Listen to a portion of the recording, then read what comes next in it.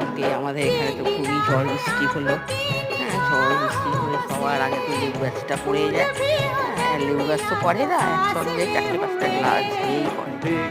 কত কষ্ট করে সকাল সকাল উঠে দেখেছি, দৌড়ে আবার এলাম, এসে আবার দাদি গাছগুলো তুললাম, করার পরে আবার ছাদটা যাই ঘুরে আসি, সব দিকে জল ফল পড়া আছে, ভেজা। কিন্তু হ্যাঁ, আর সবচেয়ে বড় কথা আর ভালো কথা, গাছটা যে জল পাচ্ছে, এই গাছের থেকে বড় তার কিছু আমাদের আনন্দ নেই।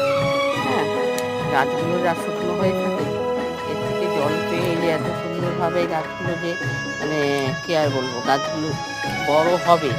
হ্যাঁ, যে কোনো, যেমন কুমড়ো গাছে ফুল হতো না, দেখেন কুমড়ো গাছেরও ফুল চলে এসছে। হ্যাঁ, জুঁই ফুলটা, বেল ফুলটা শেষ হলো, তারপরে জুঁই ফুলটা আরম্ভ হলো। জুঁই টুড়ি আবার বেল ফুলে কুড়ি আসছে, একটা করে আসছে, এই যে একদম ছোট্ট ছোট্ট, তারপরে আবার